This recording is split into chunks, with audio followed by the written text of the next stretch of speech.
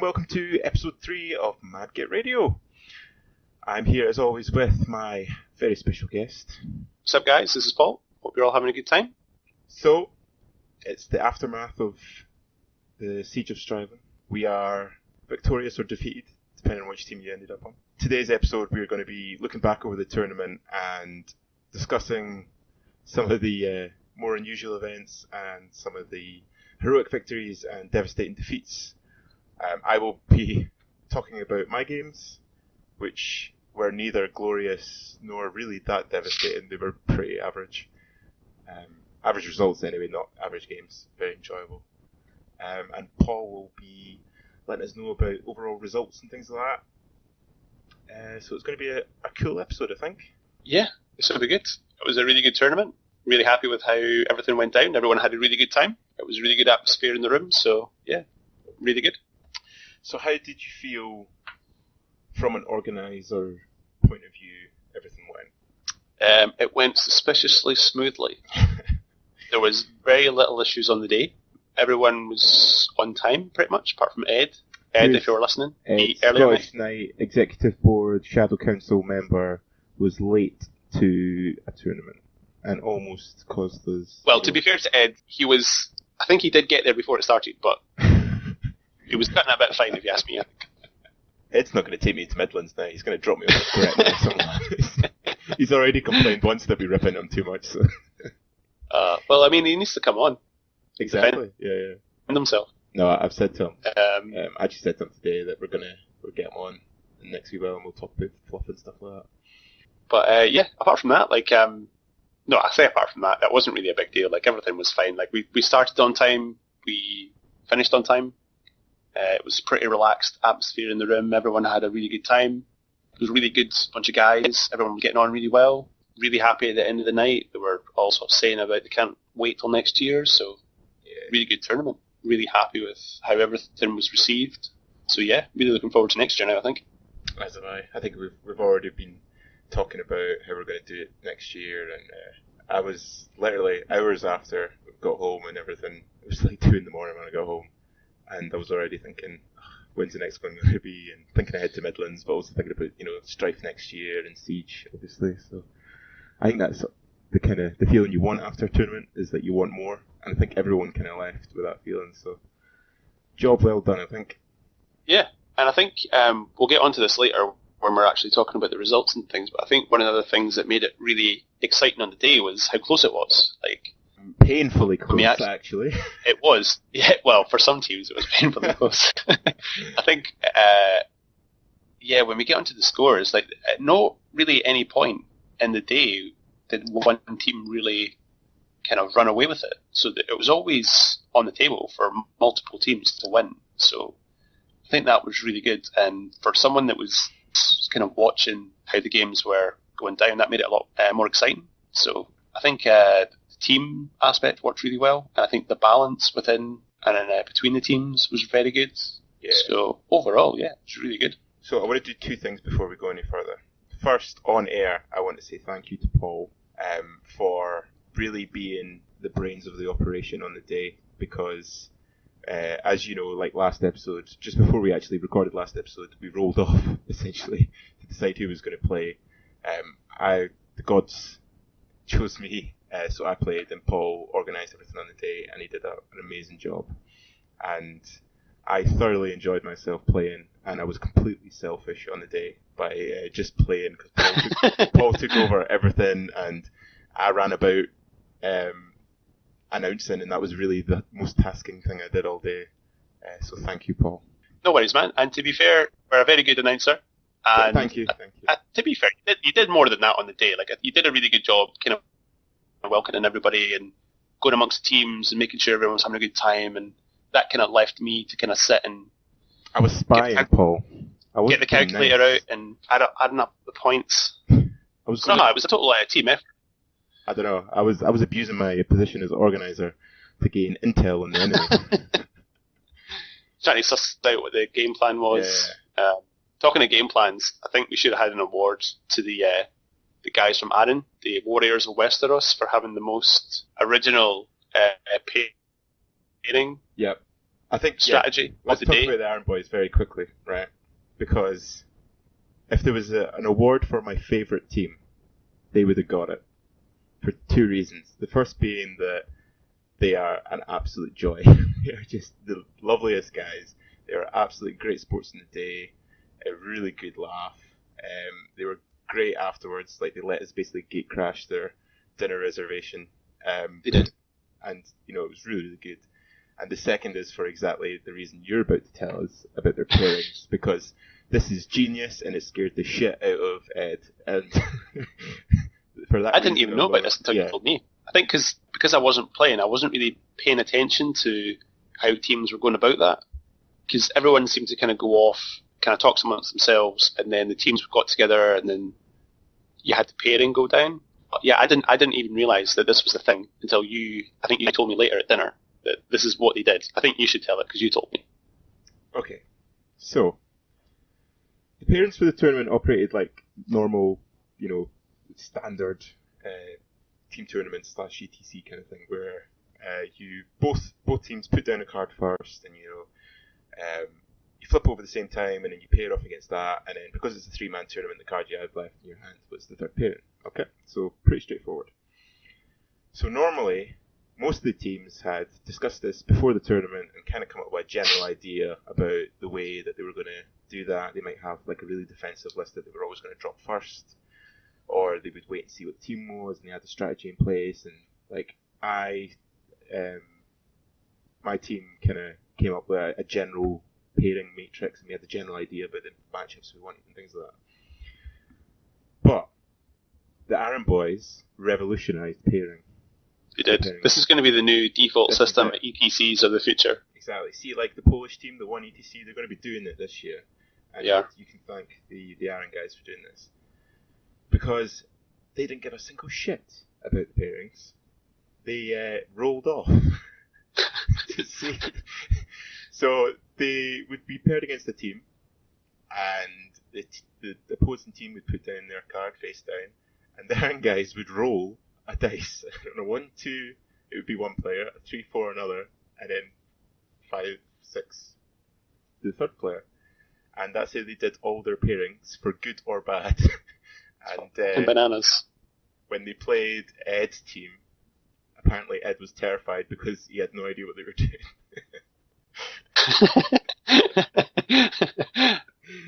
Oh, I just loved it. I thought it was so funny. And we should also really let everyone know, when we were going through the lists, when we went through Joe's list, Joe had a unit of 3 Merc vets who had Vanguard as one of their special rules, but they had pistols, and Paul and I couldn't really figure out why they had Vanguard, and we were like, we're missing something. You know, Joe knows what he's doing, you know, there's got to be something that we're just not understanding here. So when we went out for dinner after the tournament, I said to Joe, look, you've got to tell me, what was the Vanguard for? And he looked at me dead in the eye and he just said, I thought it'd be funny. He said that was the first day he had played Ogres. Yeah, he's just... so he just rocked up with an army I'd never played before on the day and thought, this would be fun. He got some pretty good results as well. He had a very good time playing his army. Yeah, so, he did well, actually. Yeah. He did. He pulled very high in the player rankings. Yeah, we'll go through the player rankings at the end, I think. But yeah, Iron, I say Iron guys, we should really stop calling them Iron guys, because there's only Matt that's actually from Iron. But I know, and actually, here's the thing, because we know they listen to this now, because he said that they do. Oh. So. Is this about swearing? Are you gonna no. Oh. No, actually, I forgot about that. We're not going to change the swearing policy because you have to be true to who you are. Sorry. And I think that's going to be way too much effort to not swear. No, but sorry, I think Joe and Pete and Matt for what you're about to hear. But on the subject of the fact that they're actually not the Iron guys, they definitely need to start coming to the meets. Because Pete's certainly Glasgow way, isn't he? Yeah, I talked to Pete when we went out for a beer, and he gave me his word of honour that he would attend absolutely every single event, and he was actually going to just come down every weekend and give us games and stuff, so that's 100%. Do you know, I actually heard there were multiple witnesses to that conversation, yeah, so Pete, that's definitely a thing. You are, we'll see you at the weekend. Yeah, but even, like, if he's around Glasgow, I mean, there's certainly several of us that are in or around Glasgow, and there are clubs that we play at as well, so Yeah, and if it's more than anyone's welcome listening, to like just message us and get a game organised. yeah, if anyone's listening and they are from Edinburgh or Glasgow or just somewhere a wee bit further away from Stirling, you should still absolutely get in contact with us because there's guys in Edinburgh and Glasgow and further afield. So give us a shout and we'll get games in.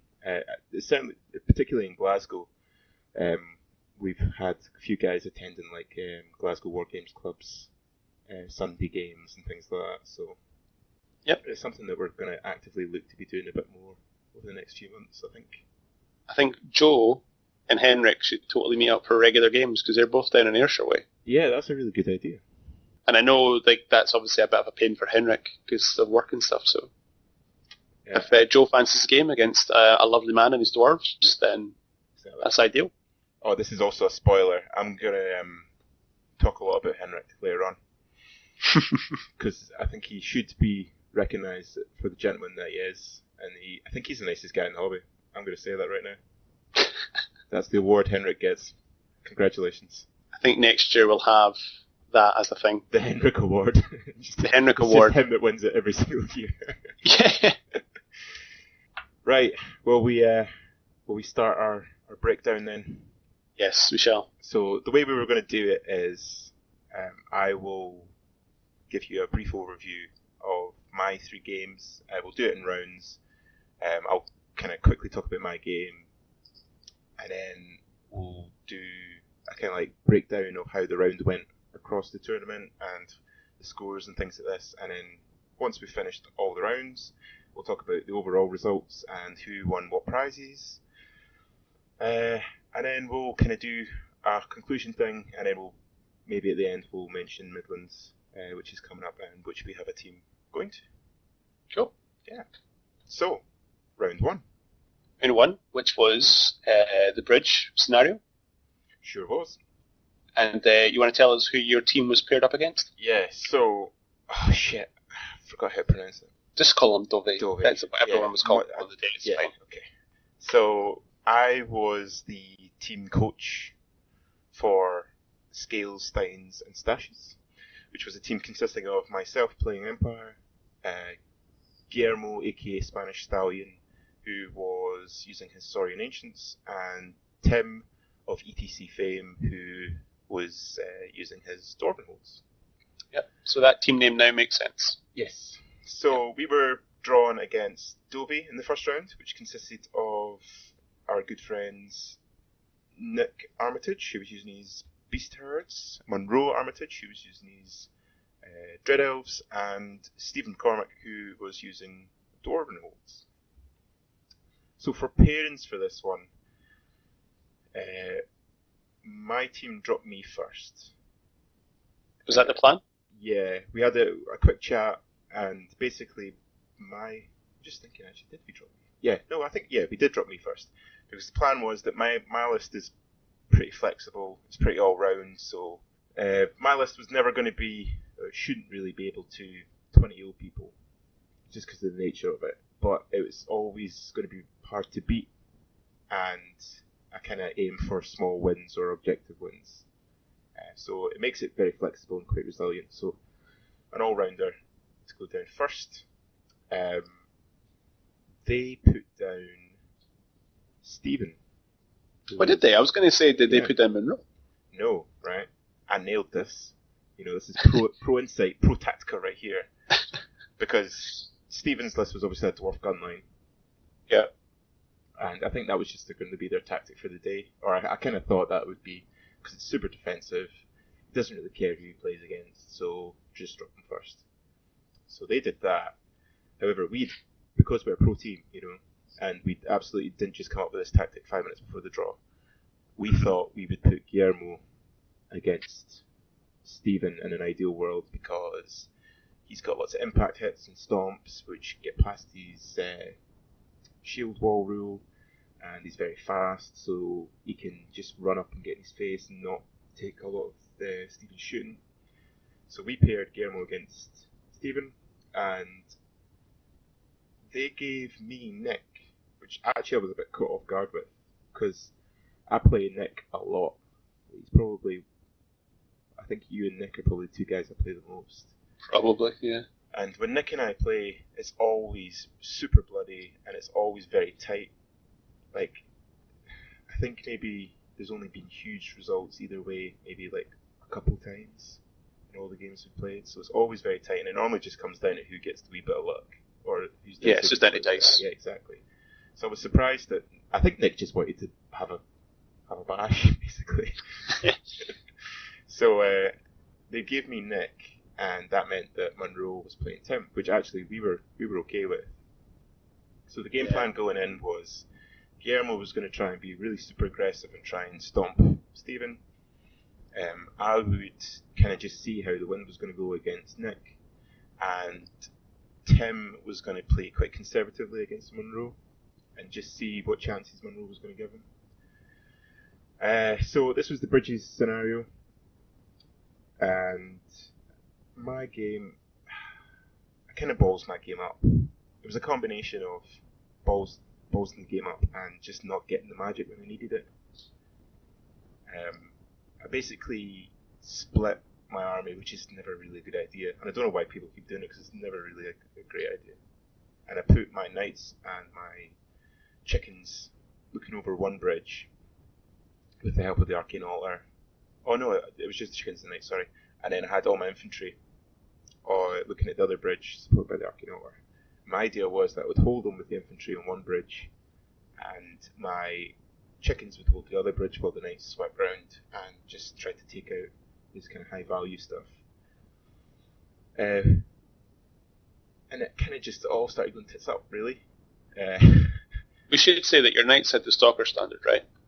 They did, yeah. So they could have gone into the river should they needed to. Yeah, I think Nick kind of mucked up his deployment a little bit, because he dropped quite early on. He dropped all his stuff quite early on. Right, so you can just counter deploy. Yeah, and he just put one unit of minos across one, like, the faraway bridge, which meant that I could just put my chickens and my knights right in front of that. And really, the chickens into the minos isn't that good because he's got 6. You know, he's initiative 4. Yeah, so the striking at the same time, he's just got shed loads of attacks. It's not great. The knights into the minos, though, if I get my knights buffed up, they will blow through the minos and take minimum casualties.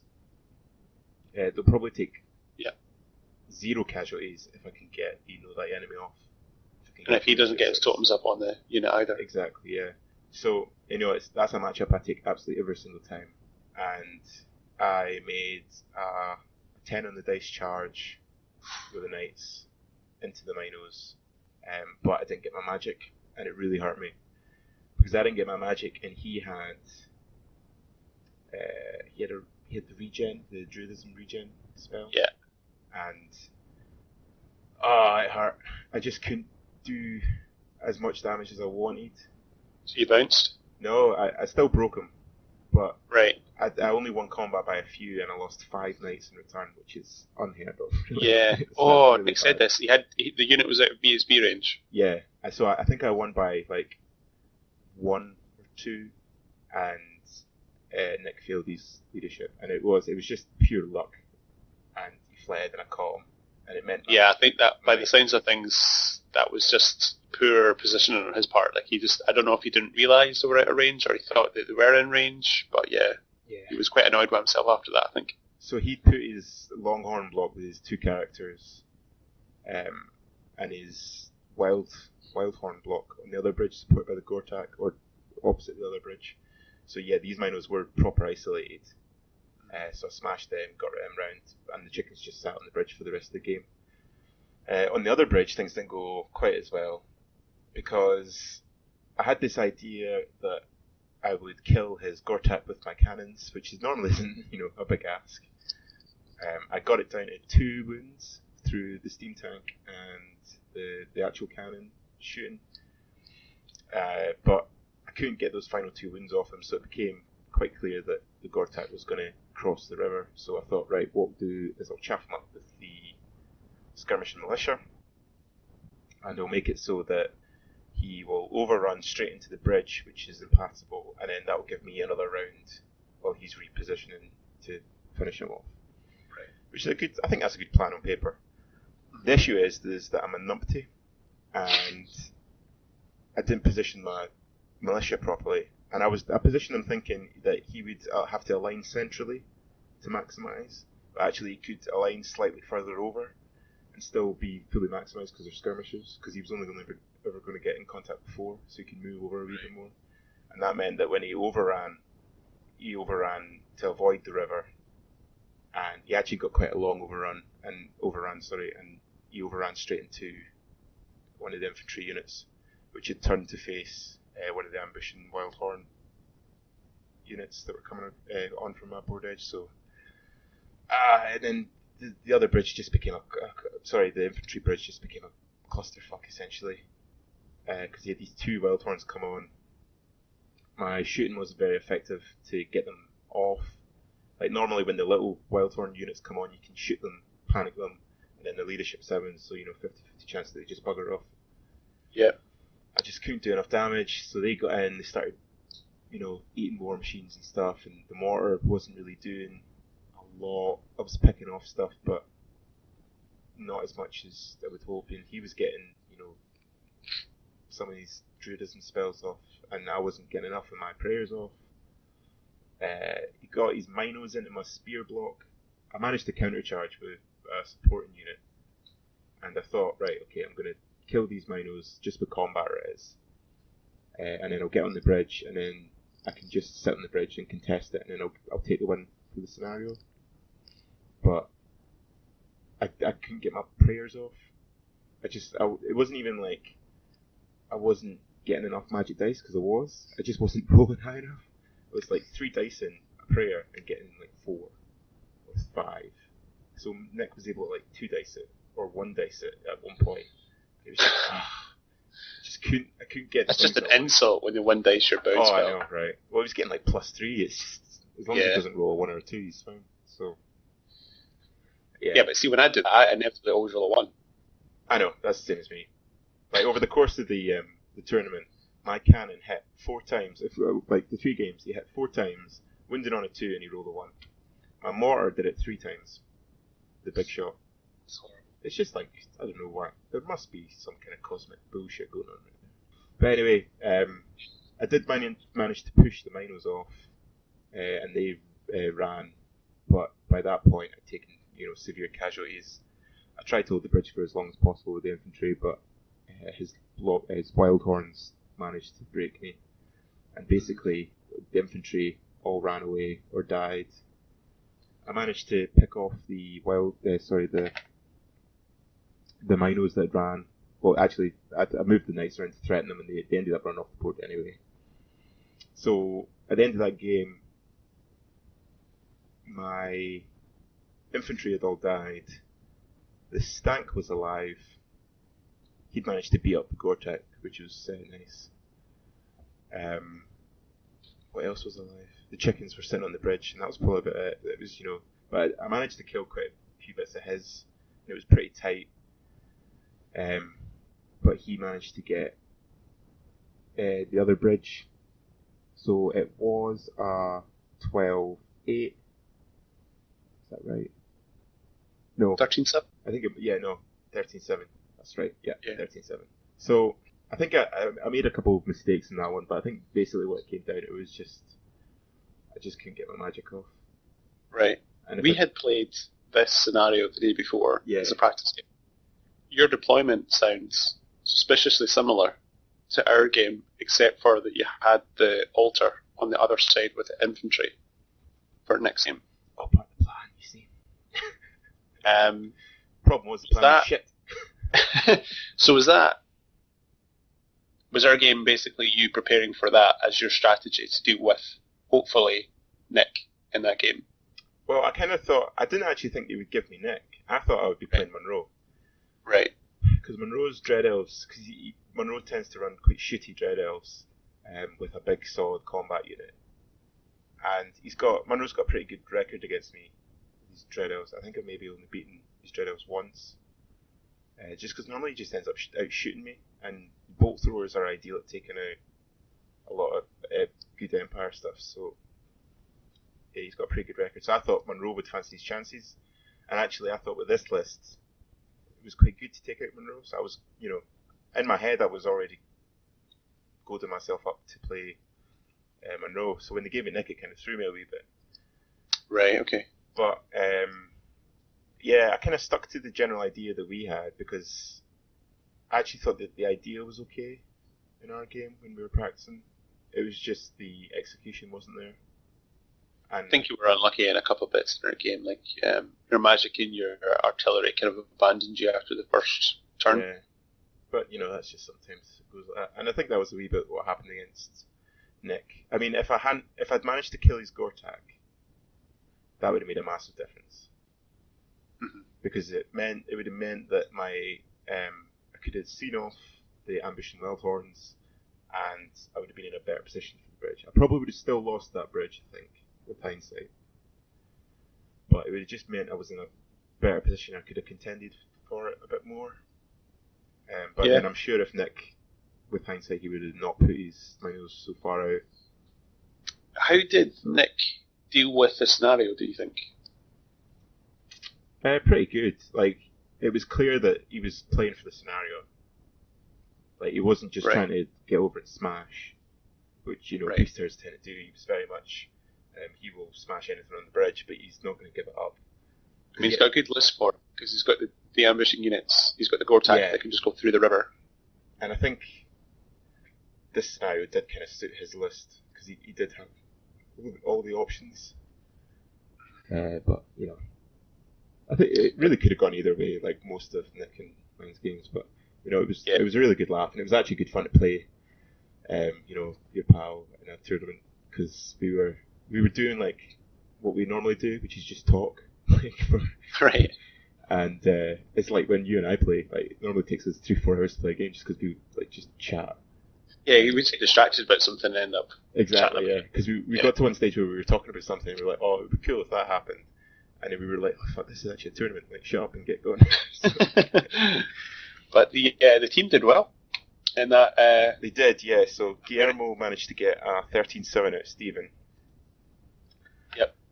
And Tim took his opportunities against Monroe, and I think he got a 14-6?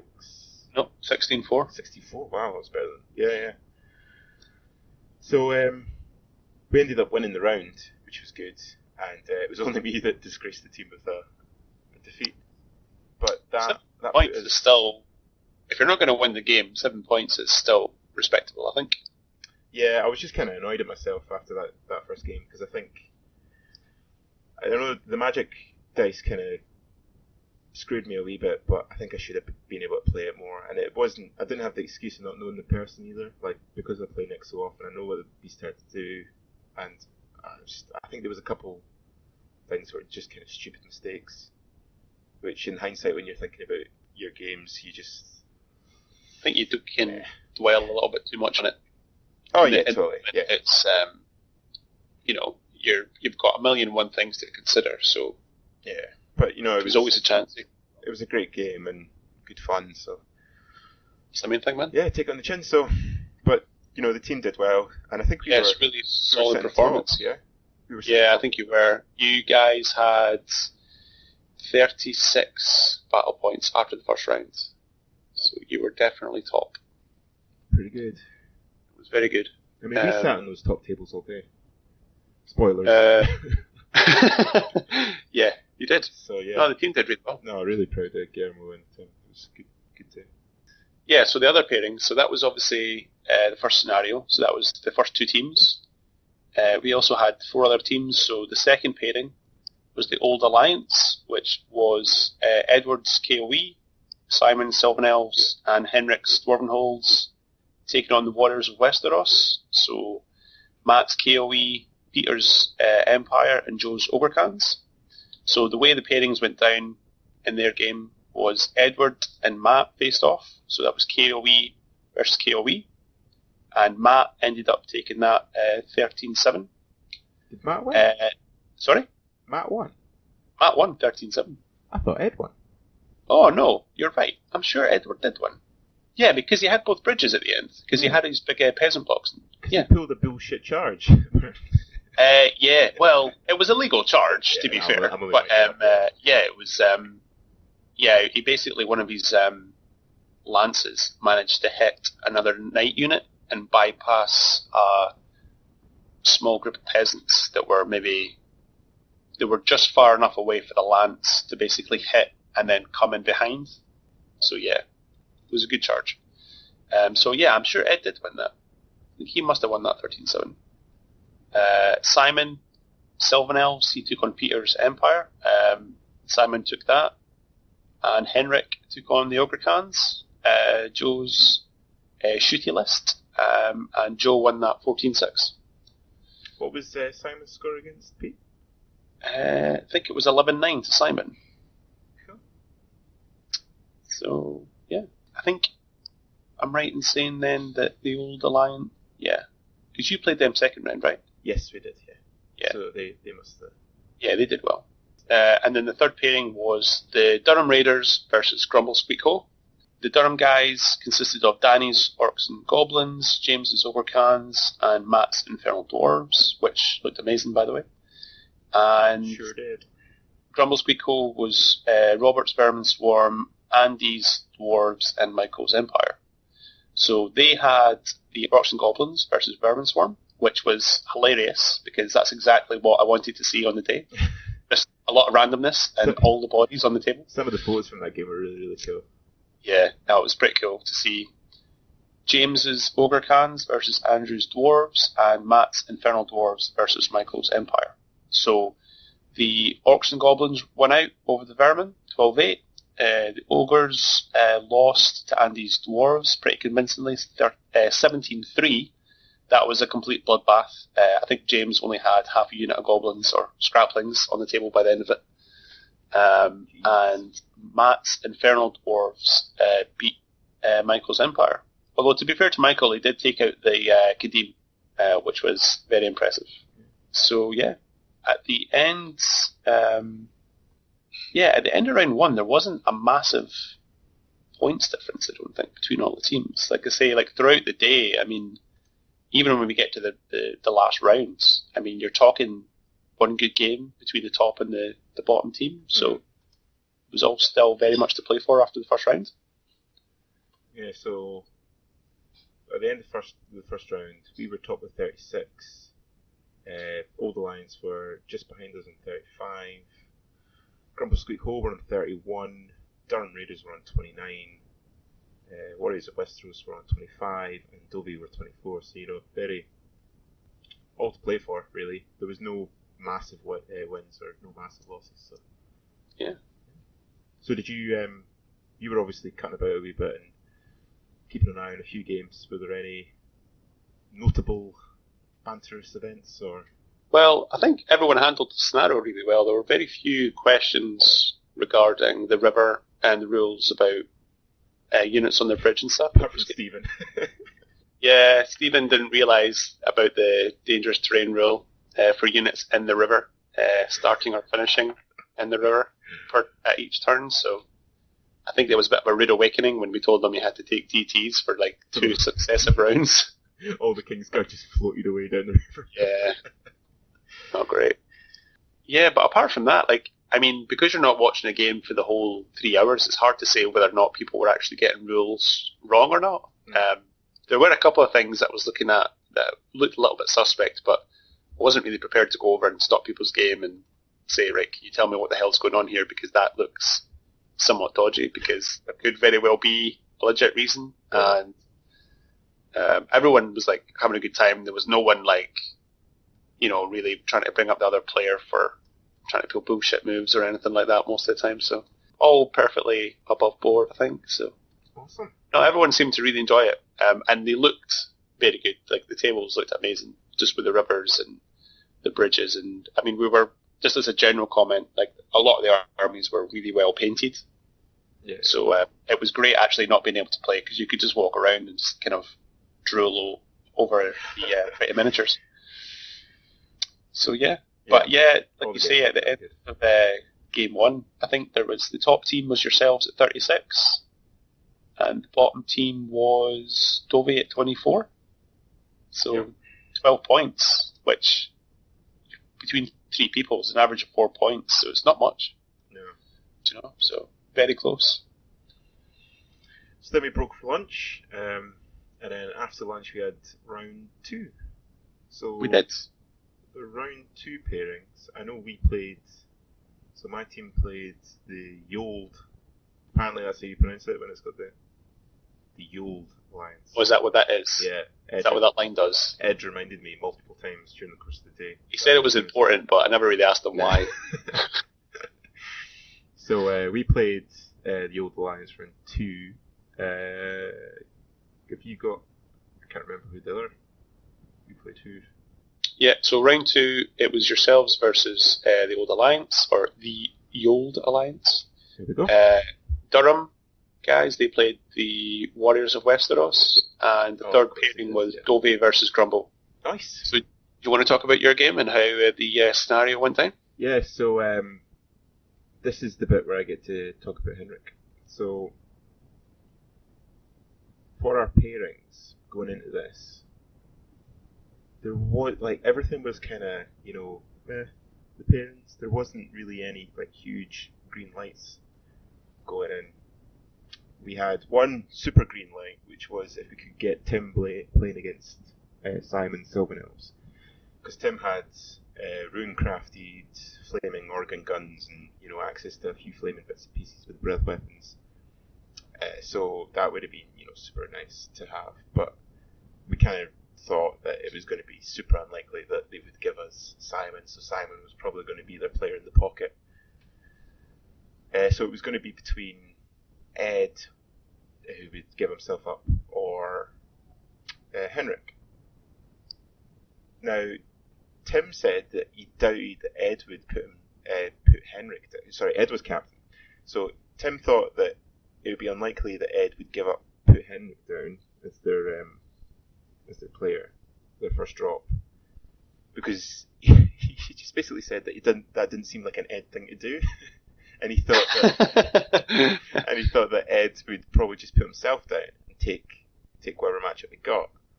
Right.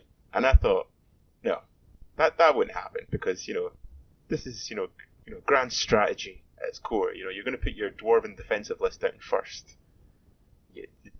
Ed's a lovely guy. He's a really nice guy, but I think it's tournament time. There's no nice guys. this is we're here to win. Ed walks in. And Tim was absolutely right. Ed dropped himself first. I was like, good guy, Ed. And we dropped Guillermo first. Oh, really? Yeah. Interesting. Did we? Or did we drop Tim? No, you didn't drop Tim. No, we didn't. We dropped Guillermo. We did drop Guillermo. Right. And basically the idea behind that was that Guillermo didn't really mind who he played. Right. Because he was the kind of same as me. It was all kind of, amber lights. Yeah. So me and...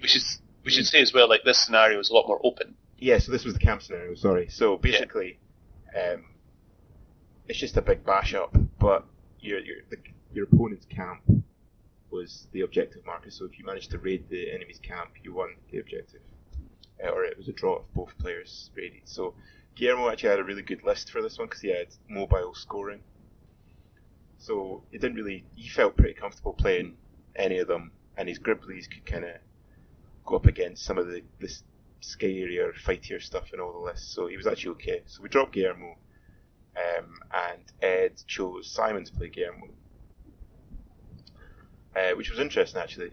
I think Ed would probably fancied Guillermo himself, but obviously because he was out of contention, he went for Simon.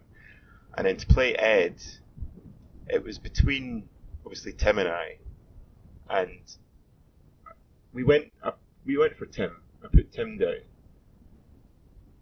but really, it was like I say, it was all kind of the matchups were all right. Against Ed, I think it would just come down to if I managed to take stuff off of the war machines. Like if the mortar's firing away, taking out his peasant blocks, ideal. Equally, if the cannons managed to snipe his Pegasus Lord and his war machines, yeah, cool, I'll win that game. But if I don't do that, then Ed's got all the tools to completely unravel my army. So it was a bit risky. Whereas if Tim went up against him, Tim could play very defensively, or this was the game plan anyway, that Tim would play very defensively and he would force Ed to come to him and go for either a small win or a draw. So that was fine. So Tim actually said to me, right, I'll take Ed, but you need to make sure that you win against Henrik. So I was like, right, okay, that's the team plan. Awesome. So I was going to push for a big win against Henrik. Guillermo was going to just kind of do what he can against Simon, and Tim was going to play defensive against Ed. So that was the game plan going in. My game against Henrik was just, really good. Henrik's just a lovely guy. His dice were absolutely atrocious. I played Henrik at Strife, the singles tournament, and he was using the same dice then, and I told him that he needed to burn those dice and buy new ones, and he came back to the tournament, came back to Siege with the same dice. And I told him before we even deployed anything, I was like, you should have got new dice. And his dice were pretty, they were all over the place. Like, he was hitting a lot, but his twin rolls were absolutely atrocious. It was just all ones and twos. Jeez. So for deployment, Henrik played quite clustered, dwarf player. Not very surprising. I think he made one big mistake in deployment though, and he had a hill on his side, so he put his camp behind the hill, and he put his catapult on the hill. But the hill was very far forward, so he basically deployed his catapult on the line. So really? Yeah, so it meant his catapult was like very exposed, and that really hurt him later on. So basically, I had the mandate that I had to win big here. I was obviously much more mobile than Henrik. All my heavy hitters are very mobile. So I thought what I would do would be I'll put my infantry in one corner, I'll put my war machines behind them, and I'll shell them, and I'll spread my hard hitters out, and I'll basically just wait for a gap to open, and then I'll punch through, get in his back lines, and just take his camp, just take all his small units. He had a big unit of Deep Watch with his characters in it. I didn't actually appreciate how many points were in that unit, because in my head I was thinking I'll take everything else in his army, I'll take everything else out and I'll just avoid that unit. But that kind of bit me back in the arse as well. So anyway, the first couple rounds we just exchanged fire. It became very apparent that Henrik had no intention whatsoever of moving up. So I moved up my infantry to try and goad him out a wee bit. I put my knights in a ruin because they had the Stalker Standard, and basically just put them in a position where they were angled towards his Forge Wardens, who were sitting just in front of the catapult at an angle, so that basically if I hit them, I would overrun at the catapult, which would then I could overrun and get into the unit of Greybeards who was on the other side of the hill. So I had this kind of idea in mind that this was how I wanted to do that. The issue was that I would smash the Forge Wardens and overrun easy, but then I would hit the catapult, and obviously we would fight that in his round, but that would give him a round to countercharge. And because of the angle that his Deep Watch were at, his Deep Watch could get a flank or a rear on my knights, and that would just wrap them up, and I couldn't afford to do that. So basically the knights just sat and waited for the first 3 turns for their opportunity.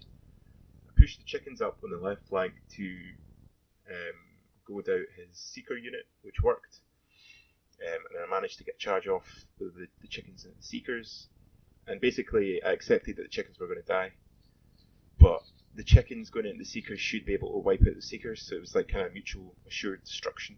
Yep. And just keep them out of the game, and it would also force his Deep Watch unit to either commit and take out the chickens and help the Seekers, or hold their position and keep an eye on the knights. So basically my whole game plan here was trying to force Henrik to move or make a decision. So the first couple of turns we exchanged fire. My cannons failed to destroy his single catapult. Got got it down to 1 wound, and I just couldn't take that last wound off it. His miners popped up behind my war machines after the infantry had started marching off. This was just a mistake by me. I didn't leave any of the state militia or the riders back to protect the war machines, because I kind of thought that he would drop his miners next to the camp, so I had my units of state militia like hovering beside the camp in case the miners popped up there. And I didn't really, like, it was stupid because it was so obvious, but I didn't think that you would put the miners next to the war machines, but it's just such easy points that why wouldn't you do that? The cannon failed to volley gun the miners off. I think only killed one with the volley gun, so yeah, so the miners took them easy. And then I sent over a unit of state militia to try and snipe them, and I put them too close to the miners because the miners ended up overrunning.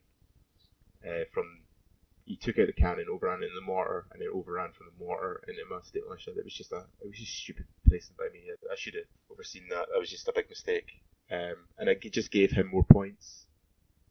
Like, those miners easily tripled their points through those units, so that was just a mistake.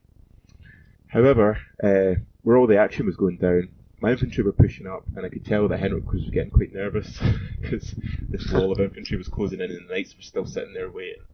It couldn't really hurt the knights where they were because their armour and the cover was helping them. The chickens and the seekers were just slugging away, and it was becoming pretty evident that he was going to lose his seekers, and I was probably going to lose the chickens, but there was the chance that maybe one chicken would survive and I could get round and just attack his camp with just that one chicken.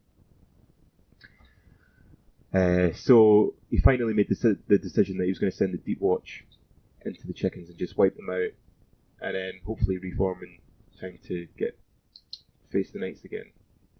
What happened was my infantry managed to get up. I got charges off with my big block of infantry into his greybeards. One of the support blocks charged the catapult, which was the important charge, and then the knights charged the forge wardens who were on the hill. I smashed through the forge wardens with the knights, who overran at the catapult, who then smashed the catapult and overran into the flank of his greybeards, and then I wrapped that unit up. So in the space of a turn, really the only thing he had left was the Deep Watch, and I got the knights turned around and got the camp. So all he had left was the miners, a unit of handgunners who were out on the far right hand side, and his greybeards. Getting off that kind of multi-charge where you're basically charging things that are in combat. Yeah. So you're getting multiple additional combats effectively. That, like, I've seen people do it, and it's amazing when it happens, but when it happens to you, that must be absolutely soul destroying. Oh, totally. Yeah. And I actually said that to Henrik. I was like, I'm really sorry, but that's what I was kind of looking for. I was looking for that opportunity. And he was like, no, I know. It sucks, but, that's just how the game is. So, for that to happen, he was just such a nice guy. He was just like, nah, that was just, bad position on my behalf, whatever. And to be fair to him, I mean, it was obviously a well-crafted list to a degree, because despite that happening, how many points did that actually win you? Well, this was it, right? So when this is happening, I'm taking off all these units, and I kill off the seekers, and everything's going really well, and I'm thinking in my head, this is gonna be a huge win, right? I'm thinking 20s. Like, my team's gonna be so proud of me that I got this. And it legitimately wasn't until we started counting up the points at the end of the game, because what he did was my knights tried to catch the handgunners who fled and then rallied at the last turn too far out of the way, so that I never got the handgunners. And his unit of Deep Watch basically just went for a walk, and that had like the Runesmith, the King, and the BSB in it, and he just walked them away, so there was no chance I was going to get those points. And even then, I was like, at turn 5-6, I was okay with that, because I thought, if I actually went for that unit, he's probably going to get something out of me. I might get the unit, I might not, so it was probably easier just to let him go. I had the camp. There was no way he was going to get my camp, because I managed to chaff him up with his miners up with the other unit of state militia. So everything was really good. I thought, yep, that's fine, good result there. And when we started counting up the points, like, I just wasn't getting anything out of him. Yeah. And he had some, like, over 2,000 points just in that one unit. Yeah, it's such good points denial, isn't it? I was just like, I had his army list right in front of me as well. I think I just got too enthralled in the moment, like taking off all those units. I was like, this is great. Like, I've killed lots of shit. This is great. That I just didn't keep an eye on the points. So it was actually a 10-10, believe it or not, at the end of the day. Because he'd taken out my war machines, he'd taken out my war machines, both state militia units, and the chickens. And that was, about the same as what I took out of him. What swung it for me to get a 13-7 was the fact that I got his count. Yeah. So, yeah, that was it at the end of the day, 37, but I felt that was a proper, rude awakening when we were counting up those points, because I thought I'd got a massive win there. And I'm kind of grinning to Tim and Guillermo either side of me, yeah, this is going well. But, 13-7. That's cool. So the other that was probably your dwarf hate getting the best of you. I know, but Henrik's just so nice. It's really hard to hate him, and he's in the process of painting up his dwarves just now. He almost had them completely done for Siege. He just had one or two units that weren't finished yet, and they're absolutely breathtakingly good. They are it's the type of thing where they look good on the table, but then if you pick up one of them and look at it, individually, you're like, bananas. That's a lot of work just in this one little guy. Yeah, just looks so good. His colour scheme's amazing. All the little sigils are just so nice. His BSB has got this. It's almost like a Tudor rose sigil. It's one of the sigils from the dwarf houses of Marienburg, apparently. Cool. And he's hand painted all that, and it just looks incredible. Yeah, it's really tidy paint job. All the details on the shields and stuff look really good. So the other results from that one, Guillermo managed to get a 13-7 out of Simon. Yep.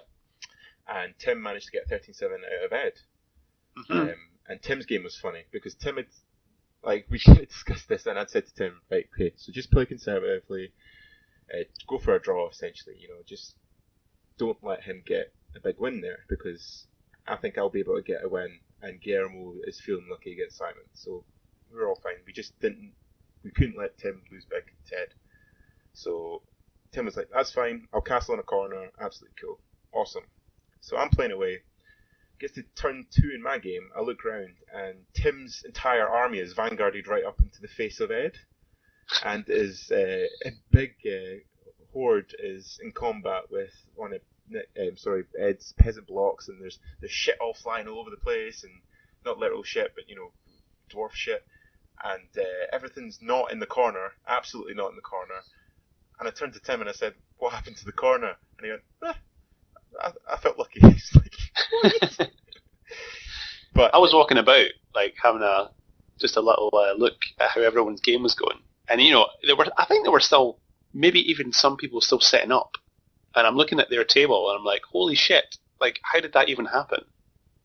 Presumably Ed must have charged Tim at that point, because there would have been no reason not to. Yeah, I think so.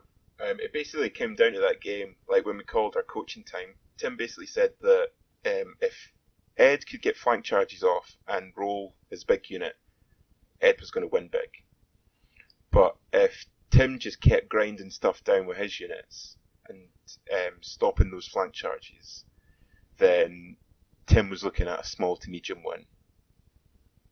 So, it paid off in the end, and he managed to get the result, and we all got 13-7, which was really good. A solid team performance. Yeah, and actually, I got the lowest points, in terms of victory points out of our team. Yeah.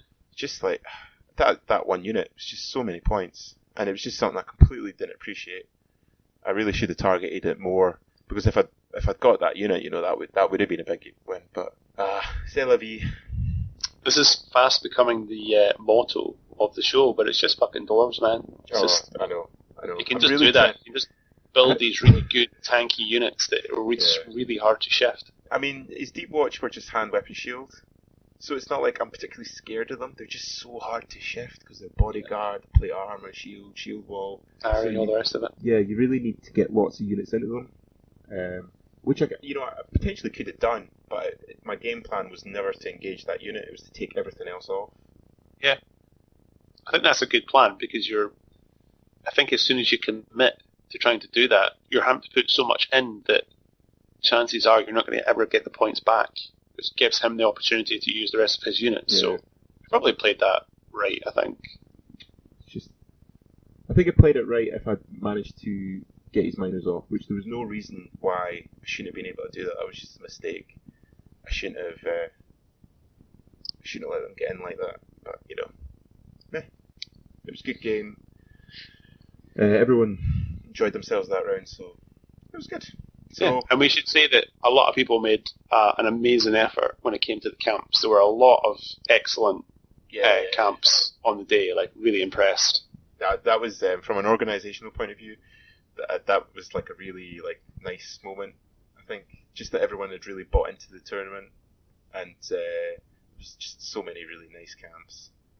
There was one or two maybe not so nice camps, not mentioning names. James. But everyone really put the effort in, and it was really nice.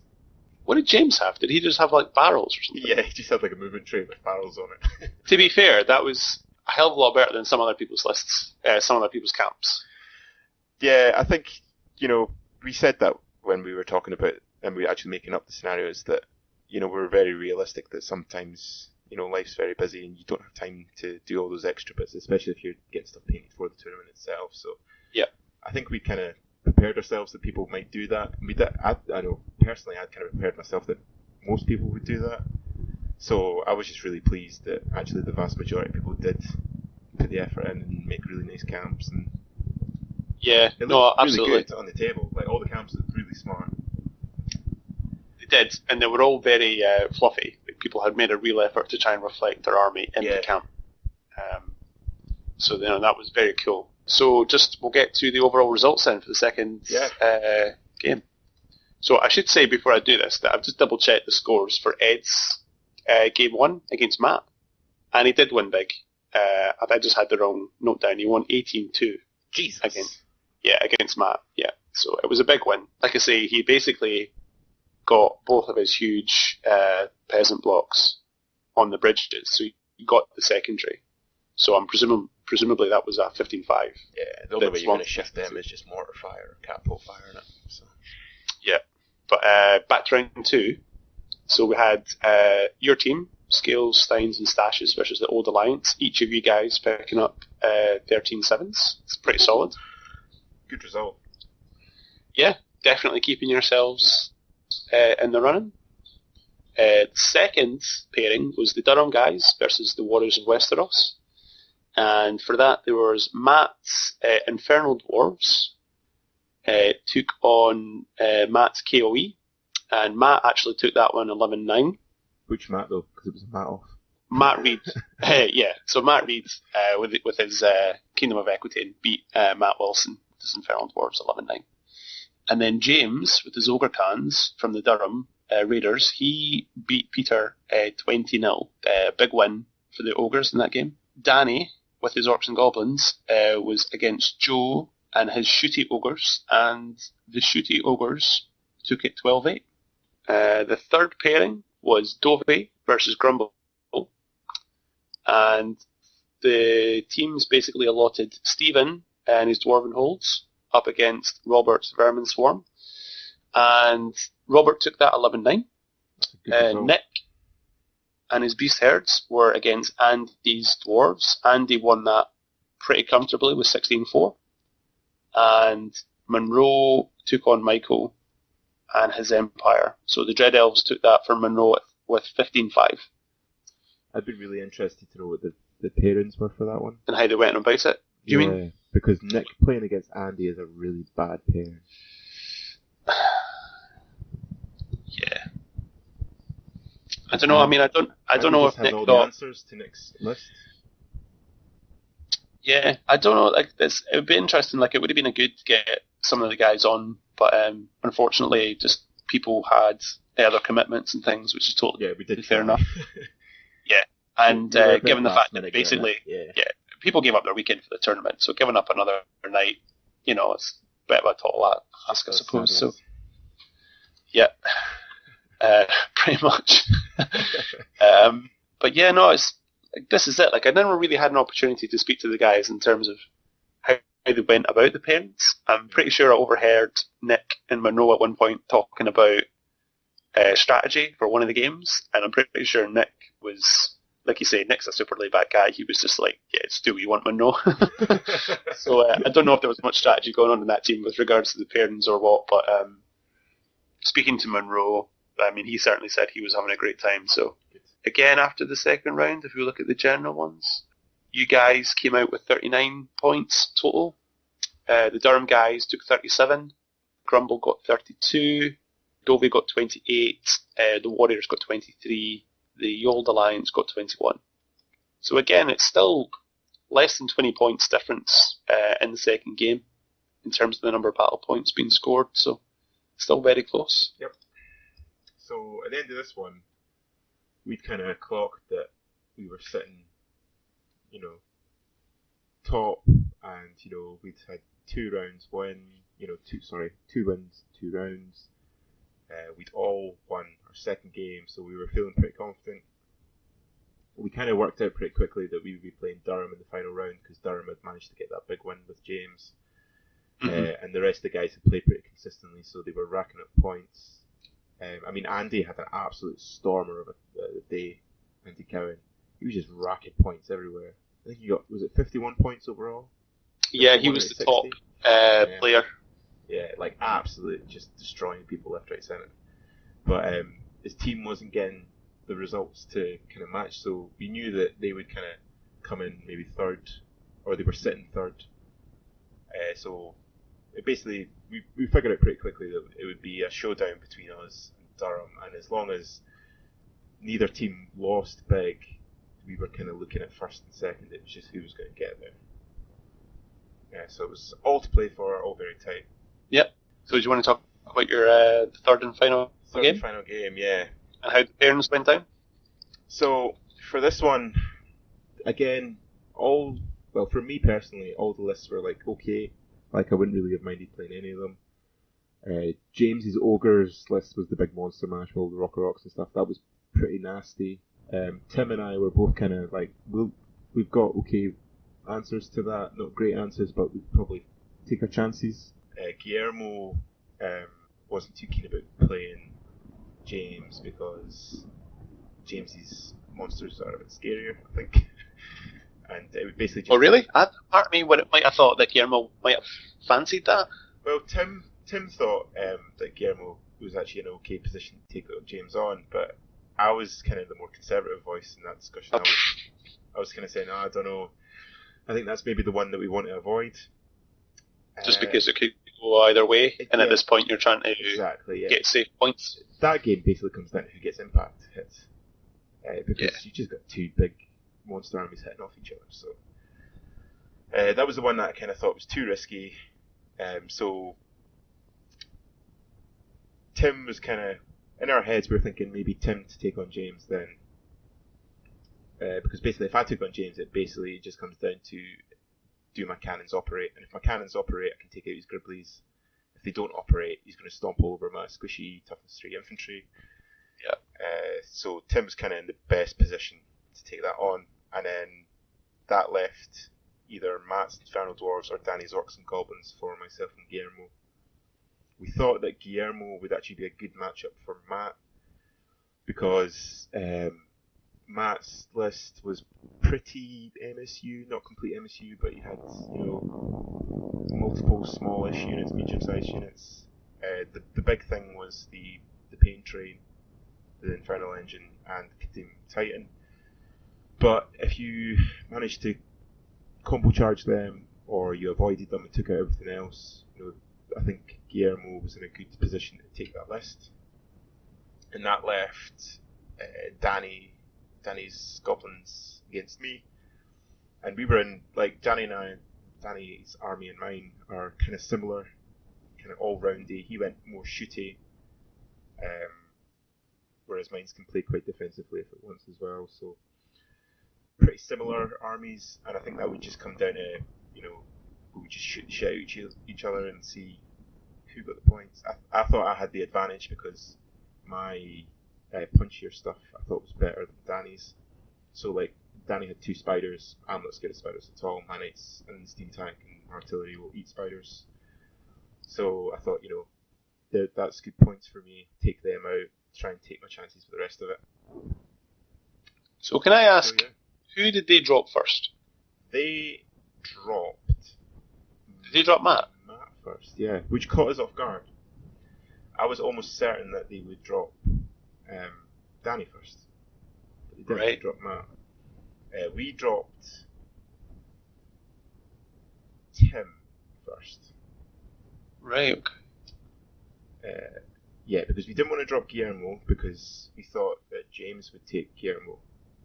Yeah. Because I think James would fancy his chances. And quite right, I think James had the edge in that matchup. So we dropped Tim, they dropped Matt. So then it was a decision because, I would have taken Matt, I think. Or I would have taken that matchup. But we thought Guillermo was his list was kind of better suited to it, so we put Guillermo down to play Matt, and then that left Danny and me to duke it out as well. Okay. So, that's interesting then. So that means that they chose James to go up against him. Yeah, because James's army, because it's all monsters and stuff, is very point and click. And if it works, he's going to win big, and if it doesn't work, he's going to lose big. I think that's just the nature of the kind of list that he had. So do you think that was kind of along the same thinking of why you guys chose Guillermo to go up against Steven's dwarves, just because of the impact hits and the stomps and stuff? Yeah, I think so. The thing that we had going for us was, one, Tim is a very good player, and not that James isn't. James obviously is a very good player. He came second at Siege Strife, didn't he, James? At Strife, yeah, he pulled very high. I couldn't tell you where exactly, but he did very well. So, James is a good player. I played him before. But Tim's list catches people out because his big horde vanguards, and he's got lots of shooting, but he's also quite tanky because he's got lots of great weapons. So there was potential there that Tim had answers to his monsters. Mm-hmm. And a lot of that would just come down to positioning. And Tim had, Tim's ETC players who were vastly experienced. So we thought Tim might just be able to get the edge there. So yeah, that was the thinking behind the matchups. Okay, cool. So I played Danny. And I dropped all my infantry into a corner.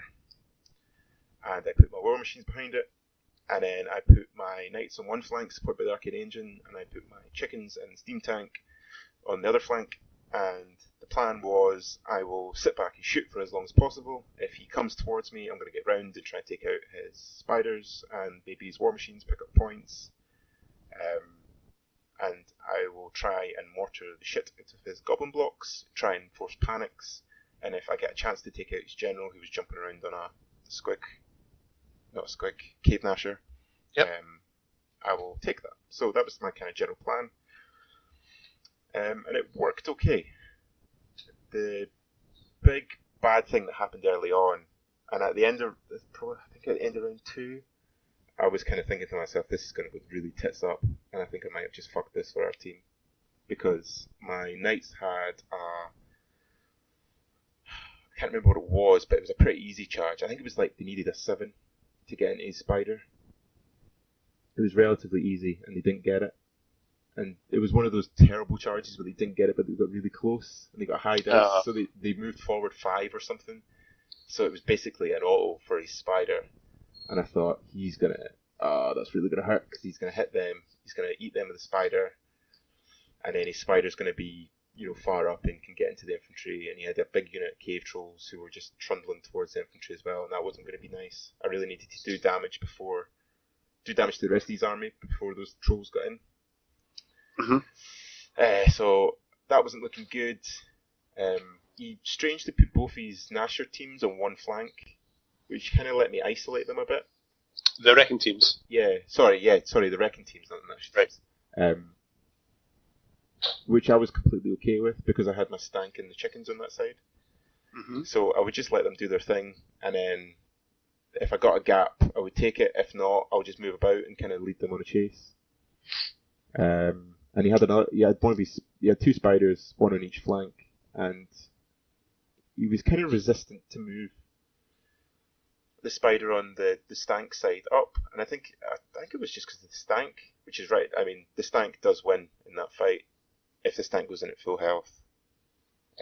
So it meant that the stank could take pot shots at the tank. The spider, and I managed to take a couple wounds off him. Cool. So yeah, everything was going okay, but then that failed charge hurt. So he got his spider in. All the while his war machines are capping off rounds, taking off bits and pieces. But then I got, a bit of luck that he didn't do an awful lot to the knights. Their armor saves really helped them. This game was my game for armor saves. My one-up stuff just wasn't dying. He just couldn't do damage because the spider's only strength 5, so it's only -2 to my armor.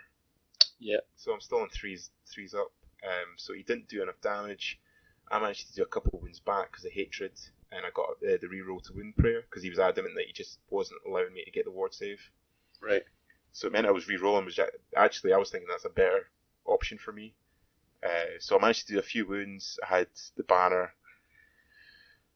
So he lost. He's stubborn 6, but he failed. He was out of BSB reroll range. He ran, chased him, got him. And then when that happened, I'm thinking, right, game on. This is exactly what we planned. It was a bit messier. I lost maybe a couple more knights than I had intended, but this is going okay. I tried to get my knights up and round.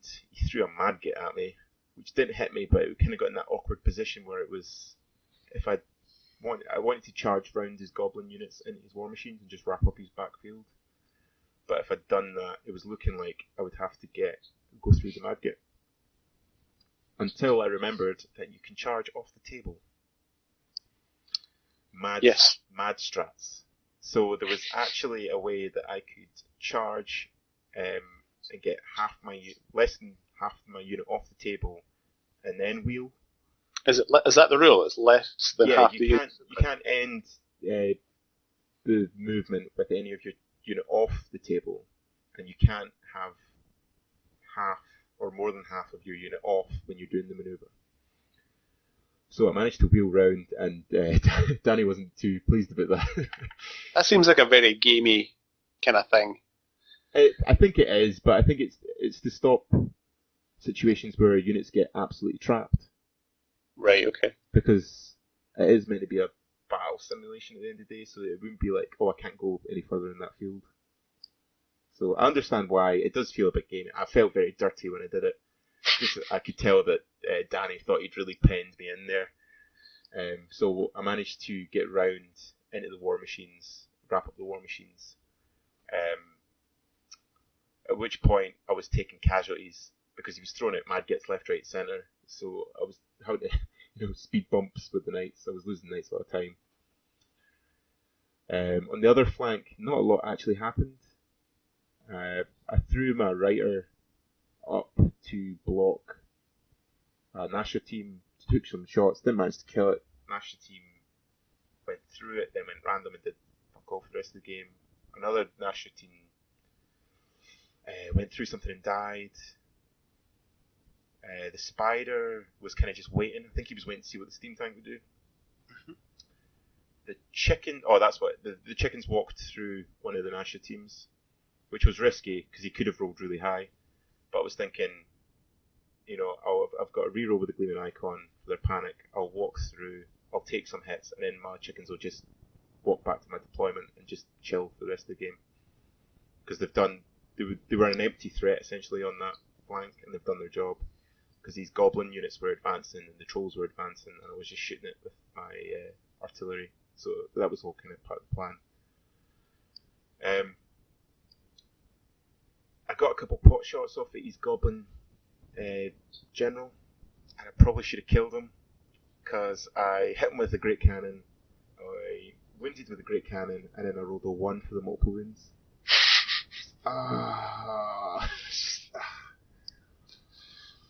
That sucks. Yeah, it was annoying. So, how many wounds did he have left at that point? He's only got.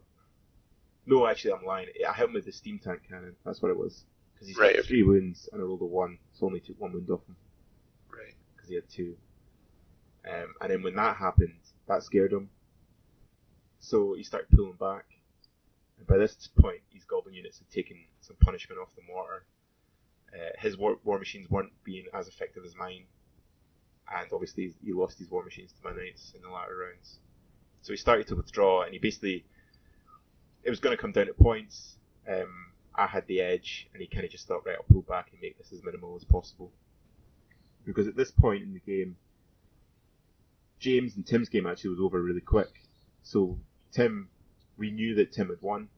He'd won 11-9, which was, very tight. Yeah. And Guillermo was playing Matt, and at this point, Guillermo was fancying his chances. It was very, very balanced. It was very much in the balance. But Guillermo was getting places where he wanted it to be, and I looked over at the game, and I was thinking Guillermo's going to take that. So actually, a small win for me was ideal, because that would see us winning the overall. So that was all fine. Danny tried to get his Nasher, his general, into the flank of my knights, who were just popping his war machines, which were nicely situated in a row. So I was just popping, overrun. And then my knights refused to die. I think he overestimated his general and underestimated my knights. And apart from on the charge, he just couldn't do damage. I was just making armor saves, because the Nasher's strength 6, which is -3, which is nasty, but the goblin on top's only strength 4, so right, okay. I don't really care. So we just stood there, and I had the banner. He was maybe doing 1 wound a turn. I think I did 1 wound, but then I had the banner another round when I didn't do any wounds. So it was just we just kept drawing the combat, and they stood there for the rest of the game, and he just couldn't get those points. So he was basically relying on the Cave Nasher to do the damage. Yeah. It's only weapon skill 4, 3 attacks. Initiative 3 though. Yeah. So I think it was worth the risk. I know why he did it. It definitely was worth the risk, because he initially charged me in the flank, because I was in the war machine. But the issue is when he charged me, I was obviously in contact with the war machine, so I killed the war machine for 5 wounds. So it didn't actually matter how much damage he did on the charge, because he wasn't going to get enough, because I had that wound pool. So then I won that combat, he made his break check, and then I reformed, and we basically just traded blows for the rest of the game. I suppose from his point of view, his general's not very many points. If that works, you've got your prelate and all that in there, don't you? That's 900 point unit, yeah. So if he wins that, that's that's a big swing to him. Yeah. Whereas if I get his general, he's already losing, but it's not going to be a big swing. It would still be a small loss. And his army was pulling back anyway. He decided that he wasn't going to commit, which actually I think was a big mistake. I think he should have just kept going. Because if those cave trolls had got into my heavy infantry, I think that was going to be game over for me. Because there's not really a lot I could do. But he started... Yeah, they're really tough. Yeah, he started pulling back his army. Because he decided that he was just going to settle for the small score. So that ended that. In the middle, this was brilliant. So my steam tank charged. Originally he had his general in this position. And he moved because the general can fly. He jumped him over to the side because there was a hill and it was blocking line of sight to my great cannon from my great cannon to his general. But it meant that he was something like 14 inches away from the steam tank, and the steam tank could see him. And I don't think he appreciated how fast the steam tank could be, because I started grinning, and I don't think he clocked what I was grinning at. Because I was thinking, the bull's gonna have you. He's gonna go smash your general. So I rolled, and I tantalizingly got a 12. So I stopped away from him. I used my breath weapon because he'd already taken a wound by this point, so he only had 2 left. I used my breath weapon. I did 2 wounds, I think, but he ward saved them. I was like, shit. His general then flew away, and then I just sent the tank into one of the goblin blocks. And because I was thinking, all I need to do is win here, force a check, and there's a good chance that you'll fail the check, and that's that unit running, and then the tank can just cause havoc. I think this tank was in 2 rounds of 2 turns of combat just with the goblins, and I just couldn't win. I just wasn't getting enough wounds through. I was getting like 2 grinds, maybe doing 1 wound, and it was just crap. So then he thought he'd try and take the tank out, and he charged these trolls in, and the spider. So it was just this massive clusterfuck right in the middle. I was going to say, it did look tank. like a bit of a clusterfuck at the end. I remember watching the game for maybe 15 minutes and just thinking, what the fuck is going on in the middle of the table? So I reformed my tank to give the goblin block its flank, which was maximising obviously for the goblins. But the goblins were like, he was relying on me to roll ones to get for the goblins because they were doing fuck all to the tank. But it meant that he couldn't maximise properly with his cave trolls. He was only getting 2 cave trolls in. Right. In the supports, which was the idea. And the spider came in, and I was just putting all my attacks into the spider, and I ended up killing the spider. He just couldn't kill the steam tank. I just kept making the armor saves. It was There seemed to be a healthy amount of smack talk going on at that point, which was quite fun. It was good. Like, you know, Danny's a really good guy, and it was a really fun game because we both had orders from our teams essentially to look for either a small win or a draw.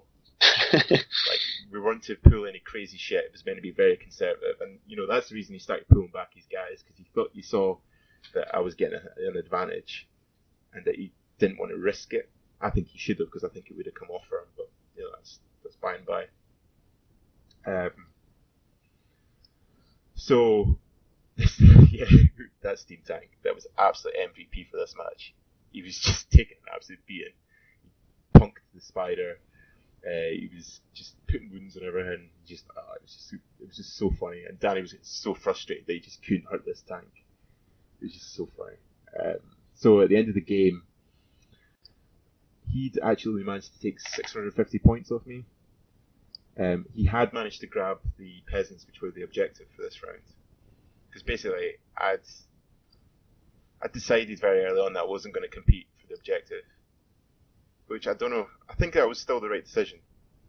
But it did mean that he was going to get them, and the plan was that I will mortar any of the goblin units to take the peasants, in the hopes that I can rout them when they drop the peasants. Which actually worked by and large, because at the end of the game, he only had one peasant left, because the other ones had been dropped, or he hadn't managed to get one, and one of the other goblin units had dropped because it lost around the combat.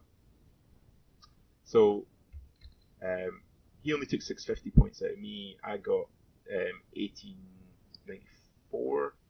Yep. 1894. And most of that was the spiders and the war machines. Right. Okay. So you know it was pretty good. I think that was a 13-7. But pain in the ass was that we rolled to see which peasant was the maiden, and of fucking course it was the one he had. That's amazing. So, that's amazing, because that's exactly why we had designed the secondary to be like that. Yeah. So that's awesome. That actually happened. Not for you. We'll see when we rolled, right? Because it was only that one, so we rolled the D3 at the end to see which one it was. And fucking course he rolled it. And I was thinking, like, why the fuck did I make that stupid roll? Because you needed 2 peasants to get 1 victory point. Whereas it was the big gamble that you really should have to go for all 3, because you're really looking for the maiden. So if you get 2 peasants, it doesn't matter because you're looking for the maiden. So if he'd rolled anything other than a 1 or a 2, I would have got a 13-7 out of that. Which is an important point, which we will come back to in a second. But yeah, that's not what happened. He got the maiden, so it was an 11-9 to me at the end. So like we say, Tim had got an 11-9 out of James, which was good. And Guillermo's game, like pure Guillermo, the game just totally turned on him, I think. And Matt managed to really punish him. And Matt got 17-3 from Guillermo. Yeah, Matt actually got 3,760 points. Yeah. I mean, I don't really know what happened because I was concentrating on my game. But like, I looked over at the end of turn 2, and Guillermo looked to be doing pretty well. It looked like he was going to get a small win out of it. And then when I looked back at the end, like... It was interesting because I was watching some of their game, and I believe I saw Guillermo's turn 6. So it was Guillermo had first turn, and I remember Matt saying something along the lines of he didn't really want to get engaged with Guillermo in the last turn because I think he was under the impression that he was up on points anyway, so he would have taken the win and not risked losing that's a even lot of worse. points. And I think what happened was his Kadim failed a frenzy check, hit a unit, killed it, and it overran and hit something else that must have already been in combat or something, and basically, I think he got his Engine of the Ancients last turn, which is like almost 500 points. Right. So, I don't even think what happened was planned. So, I think up to that point it was a very close game. And I think Guillermo did a good job. He was certainly putting the pressure on him, because I think he was chipping away at wounds on his general as well. Right. So, I think he got a summon off, and as it turned out, I think it ended up getting into combat, and I think he killed it, but I think he did a wound at that point, so his general wasn't at full wounds. So I think that was part of the decision that, Matt was looking at, like, right, I don't like this, because he was right up on his table edge. Right. So Guillermo had pushed right forward, so it just went against him last turn, unfortunately for Guillermo. So yeah, like you say, it was a big win for Matt. So that gave him a 10-point difference. And, I mean, we'll talk about the final results in a wee second, but just to jump the gun a wee bit, Durham won overall, they came first. They finished on 101 points. Yep. We came second, and we got 100. You did. So that fucking maiden was the difference. Oh god. I know. That's a painful irony that the rule that you helped write I know. cost you the tournament. No, but in all seriousness, that was a really fun last round. The Durham boys are just good fun. We were joking and laughing all the way through it, despite the fact that it was like a super tense moment. And there was moments in Danny and mine's game where we couldn't tell how the other games were going. So we were like really concentrating on our game, like making sure that we didn't fuck up and ruin our team's chances. Yeah. But it was really good, and we couldn't have lost anyone better, I think. So yeah. Despite getting 2 wins in the final, actually we won the round really in 2 wins, but 1 loss. Well, we lost on points, but we got 2 wins, 1 loss. Despite that, we ended up losing first place, which we'd held comfortably all day. We'd been at the top tables all day, and it was just that last round that screwed us. And it's really not Guillermo's fault either. Like, he was just super unlucky in that last game, and equally it was my fault for not closing down those peasants quicker. So, all in good fun, man. Yeah, no, it was good fun, and like I say, I don't think we could have lost to better opponents, so very happy with the team's result. And on the upside, I totally nailed the predictions from last episode and said that I thought Durham were going to take it. That's what we said. I said to James, just as we were kind of working out, and we kind of figured that Durham had snatched it. We're like, well, at least our prediction was right. So, just going on to the rest of the results then, just to wrap up the third round. Yep. So, the second pairing was Dovey versus the Warriors, and they had Monroe and his Dread Elves up against Matt's KOE, and Monroe took that 11-9. Stephen and his Dwarves were up against Peter's Empire, and he won 14-6. And Nick took on Joe's Ogre Khans with his Beast Herds, and unfortunately lost that 19-1. So that was a super bloody game. Unfortunate if you're Joe. Yeah.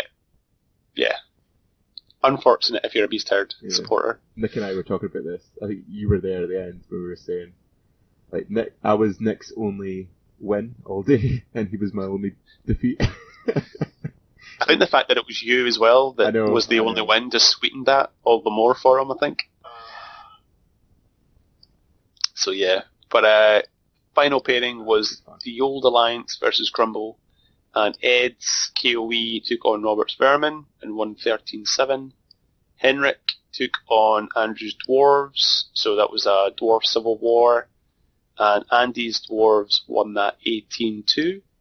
And finally, Simon Sylvan Elves took on Michael's Empire, and the Elves did very well and won 19-1. It's an amazing victory. That's were really big. Simon had a very good tournament. He had a really good tournament, yeah. He did. Where did he actually rank? I don't know how the pairings went, but again, given Andy Henrik, I don't know. Andy just knows that book so well. He literally knows it inside out. Yeah, I've got to think that either that was just, it didn't work out in terms of what they intended, or they thought if he just takes Andy, because Andy had a good tournament, and they just thought if we kind of feed him Henrik, we can try and pick up more points in their other games. Yeah. But yeah, it's hard to say really, without standing over their shoulders and listening to actually what their game plan was. I mean, Henrik's list was good. I think because I've spoken to Ed since, and Ed was saying that the idea that they'd had for Henrik was just pure points denial and just make it really hard to break down. And which did work against you. Oh, I mean, textbook against me. But against someone like Andy who really knows the army, like Andy would have known that he needs to get that deep watch block. Yeah, it's a ton of points. So, yeah, I think it just didn't come off as well for him. But, you know, fair play to Andy. He had a stormer of a day. Massive wins all three. So. Yep, he took the top spot for the players. We didn't really talk about that much on the day because we were obviously just highlighting the fact that it was a team tournament, which I think was the right move. But yeah, I think everyone was like that. Really, no one was really bothered about their individual results. It was all part of the team, so I think everyone bought into it, and I think I personally really enjoyed it. Yeah, for sure. Really but just to give Andy his due now, he came top, 51 battle points. Massive. He did very well. He got 11,217 victory points. Yeah, and to give you a bit of comparison, the person who came second was Joe with his Ogre Cans, and he got 45 battle points, and he got 9,379 victory points. So that is, you know, a monstrous margin between Andy, who was top, and Joe. So yeah, if you go, Andy, if you go middle of the pack, which funnily enough, hello, he had just over twice as many victory points. Yeah, his first game, he got 17-3, second game 16-4, last game was an 18-2. That's crazy good. Yep. So, shall we discuss all the winners? Because we had a lot of different prizes on the day. We had a lot of different things up for grabs. Yeah. So, we'll go through the final standings first, I think, and then we'll do the interesting prizes. Yeah. So it was a team tournament, so we'll do the team rankings. So number one spot, as we've said, Durham Raiders took that with a total of 101 battle points. Congratulations. Yep. Great team. They also won, I'll just say this just now as well, they also won sportsmanship. So that's just a testament to say that, you know, despite the fact that they did very well, you know, everyone actually enjoyed playing them on the day as well. So absolutely. It's a good measure of a good team. Second place was Scales, Steins and Stashes with 100 battle points. It's going to fucking haunt me to the day I die. Very good performance again. And we should also say that, you know, I think everyone really enjoyed playing you guys as well. When it came down to deciding actually who had won the sportsmanship prize, it really just came down to victory points. You guys were up there as a contender as well with max sportsmanship. Oh, well, I take that back. You didn't have max points, but you did very well. We're not naming names. No, we won't name names. In third place was the Old Alliance with 90 battle points. So they did pretty well. Their first game, they picked up 35. Their second game, they dropped down a little bit. They only got 21. And then they bounced back with another 34 game 3. So they did really well, coming third. Yeah. Right behind them, in fourth place, was Grumble with 89. So again, only 1 point between the third and fourth spot. In fifth place was the Warriors of Westeros with 82 points. And in last place was Dovey with 78 points. So again, even looking at the sixth spot and the top spot, what's that? 23 points? Sure. So that's Well, if you consider that's 9 games. Yeah. So what's that an average of? 2.3, between 2 and 3 points per game per player? It's not a lot. No, it's really small margins. So, really close tournament. It was. And really close. I'm really proud of that, actually, because I think the overall standard was, pretty even. Yeah, it was. I think the scenarios went down pretty well. I think they were all 3 scenarios, but I think probably just because we managed to play test them quite a lot, they were pretty balanced. I think it was just a pretty level playing field, and that is a result. Yeah, and it was a great vibe in the room. Everyone had a good time. Oh, yeah. I can't say that enough. The armies looked great. Camps were very good. Everyone seemed to enjoy the secondaries. Really good venue, very good company. It was. I mean, I've only been to 2 tournaments, but that was my favourite one by far. And I wasn't even playing, so I think that is quite a good indication of how good it was actually on the day. Yeah. No, absolutely loved it. And I said to you on the day, I felt like a proud parent. Because the atmosphere was just incredible. Like, everyone was laughing and having a joke, and everyone was having a good time. At the breaks, everyone was like going around. It wasn't like everyone was just darting off to the dark corners. Everyone was talking, having a laugh with each other. The meal after it was fantastic. Like, it was 11 of us managed to go through a meal after it, and just had a good laugh and a couple of beers, and it was just a fantastic day. I really couldn't have asked for more. Yeah, fantastic. So just looking at the player rankings, before we do the rest of the awards, like I say, just to kind of give people their due, we'll maybe talk through some of the top players who did very well. Sure. So, like we said before, Andrew Cowton came top with 51 battle points with his Dwarven Holds. Second place was Joe Prince with his Ogre Cans at 45 battle points. Third place was Tim Bopnick's Dwarven Holds from Scales, Steins and Stashes with 40 battle points. It's a good result for Tim. Yeah. Also with 40 was Matt Wilson's Infernal Dwarves.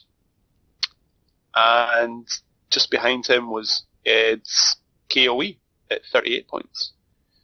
And I think I'm right in saying that every one of those players were from different teams. Yeah. So again, it was very, very balanced. Teams did very well. I don't know if I'm going to run through all 20. What we're going to do, we've basically compiled a breakdown of all the results. So we've done it by team. Says Paul's done it. I'm not going to take any credit for it. Paul's tireless work. We've got player rankings. There's a summary page basically with breakdowns per game. And there's also round breakdowns that has the pairings and the matchups with the battle points and victory points. All this will be moved over onto Tourney Keeper, and that'll be submitted online as well. But there appears to be a bit of an issue with the Tourney Keeper page. I'm waiting to hear back from the chap that runs it. So until then, all the results are online anyway, so you'll be able to get hands on all that regardless. So before we do the other prizes, we'll be popping up a feedback form up alongside the breakdown of the scores, and if anyone that went to the event, we'd really appreciate it if you took a couple minutes and filled that out, because it just gives us a kind of idea of what we did well and what we maybe want to improve for next year. Because I think an easy conclusion from both of us is that we absolutely enjoyed organising it, we loved the event, and we absolutely want to do it again next year. But we just want to make sure that it's even better next year. So the only way we can do that is by getting some feedback from you guys. So yeah, absolutely. So Andy's put together a feedback form. We'll make that available to everyone. And like Andy said, just really appreciate people's feedback to help us with the event next year. Yeah. It's like basic stuff as well. Like we were talking throughout the day with a couple of people who said that they would have really liked it if it was a 2-day event.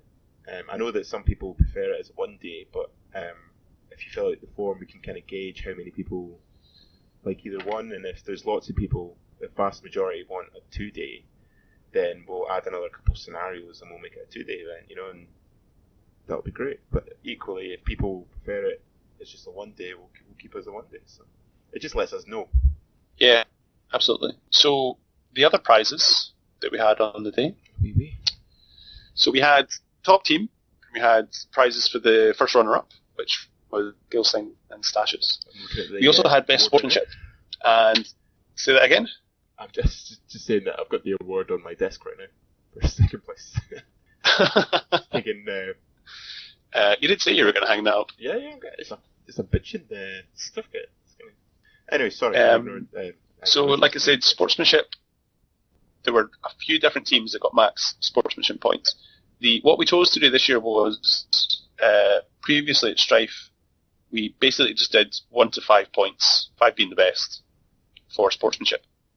But inevitably, everyone was giving each other 5s. So we thought, well, what we'll do this year is we'll do it 1 to 10, 10 being the best.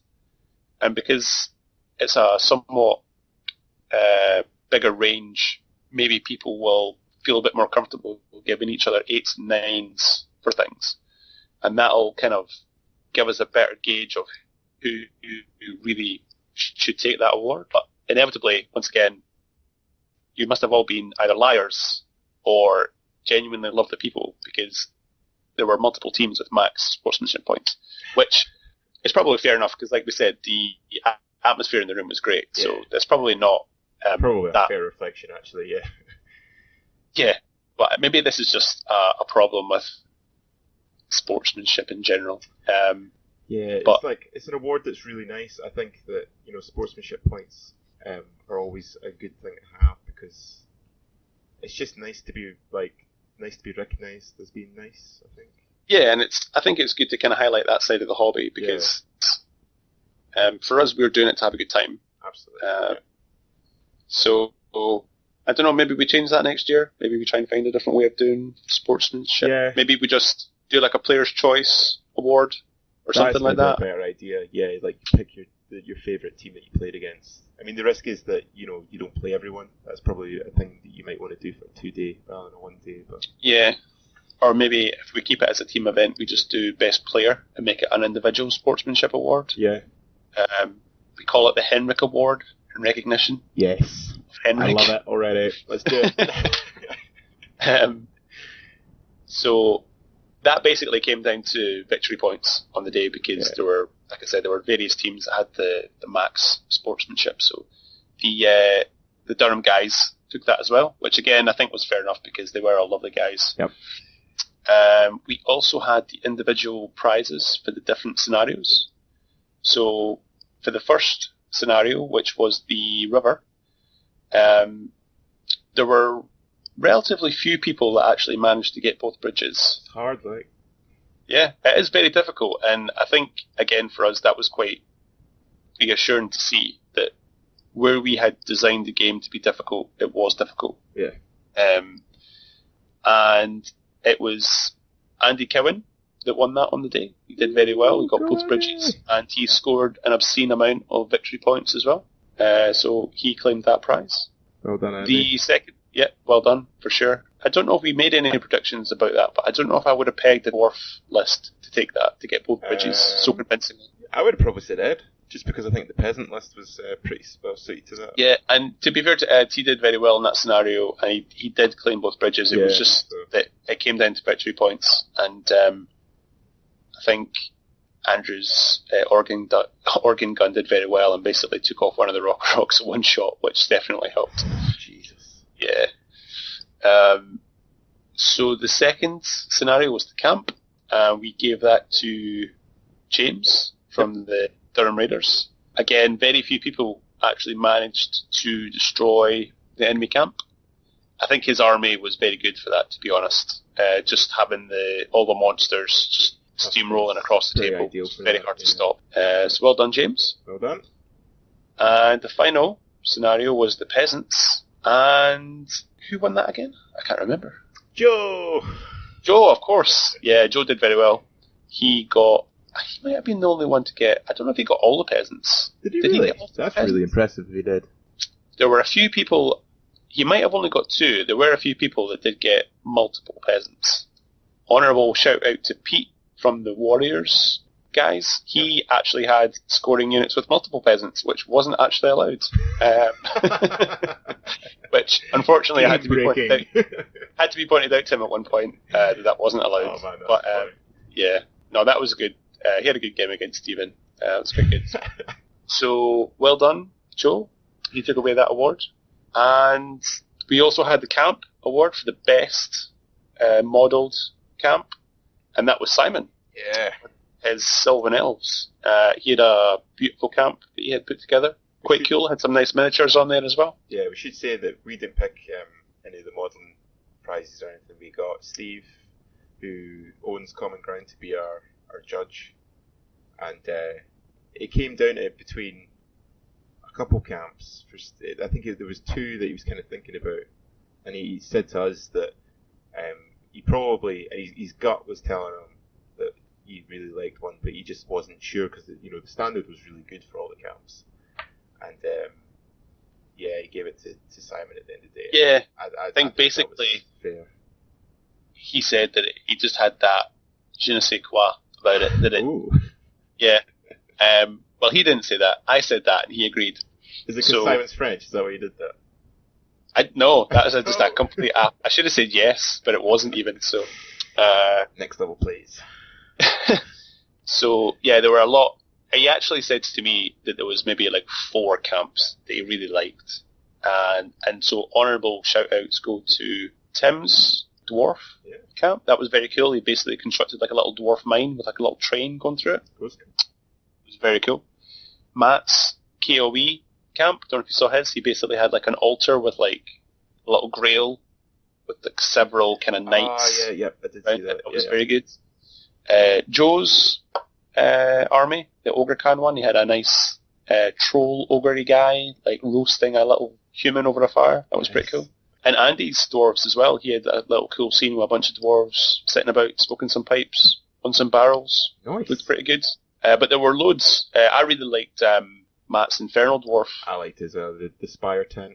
Yeah, really cool. Really smart. Really cool. Matt's army was just unbelievable. Yeah, so actually that brings us on nicely. He won the Rotten Factory Award for best kind of converted, modelled, kind of grotesque kind of list army build. So totally justified. He had an amazing Infernal Dwarf army, really cool paint colour scheme. His Kadim Titan was awesome. The slug pain train that he had. Yeah, it was it just looked awesome on the table.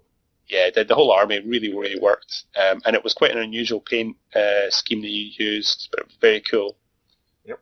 And also Best Painted Army was a separate award. That was the Cromlech Award. And that was taken by yours truly, Andrew Lind. Woohoo! How'd you feel about that? Are you surprised? Yeah. Seems quite surprised. I was really surprised. I was dead chuffed with it because there was a lot of really nicely painted armies on display. I saw Matt's army, the Infernal Dwarfs, and I was just like, that would get my vote. I thought his army was awesome. So I'm really glad that he got the modelling award because I don't know if I would have felt like comfortable taking it painting because I think that his was like really nice. But no, I'm actually really I'm more chuffed of getting that than I'm coming in second, if I'm totally honest. I think it's just really nice to when you put that amount of time into and it's like a project like painting an army and that you get that. So yeah, no, I'm really chuffed. Really quite touched actually.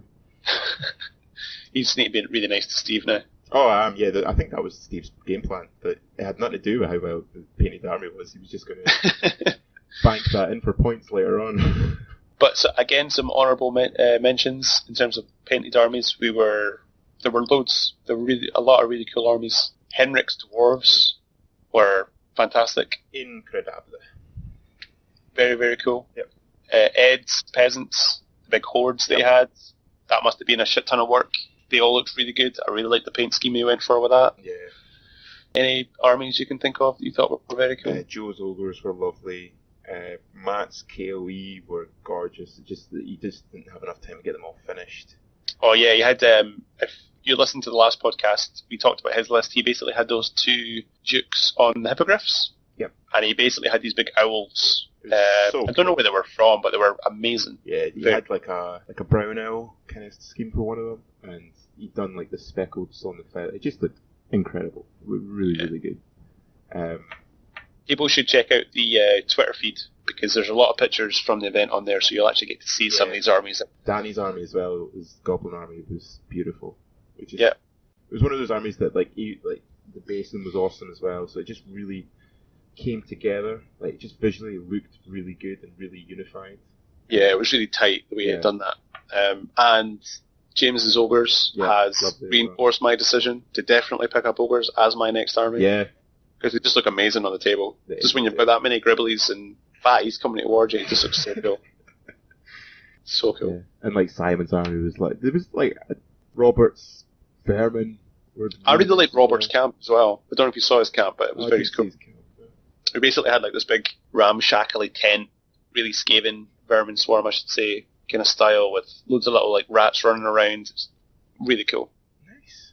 So it was a great day, and I think next year, I think the scenarios will by and large remain intact. We might tweak things here and there depending on what feedback we get. But yeah, I was actually kind of surprised, because I kind of thought, we'd never discussed it, but I kind of thought that if we did it again, we would do completely new scenarios, which was a bit of a daunting task, because obviously it took us a long time to get these ones sorted, and it felt like, have to do it all again. But actually talking to everyone at the end, everyone seemed to really enjoy them, and everyone was like, no, we'd want to play that again next year. Yeah. Which was, I think that's a testament to, I think we maybe did pretty well on that. So yeah, I think so. And if the feedback is such that people really want a 2D event, then I guess we can look at maybe coming up with 2 more. 2 more, yeah. I think that would be the plan. And just have 2 on the Sunday. Yep. And I think we've talked about this. We also might just release the objectives. I mean, they're already on the forums. I mean, people can go into the appropriate threads on the tournament forum, and they'll get access. It's a freely available document, but maybe what we should do is maybe post it on the homebrew section as well, just within the kind of, as a custom kind of scenario for people to play at home. Yep, I think that's a good idea. And that might maybe build the hype for next year as well. If people like playing them, might want to come to a tournament. I know there's a lot of custom scenarios kicking about in the forums.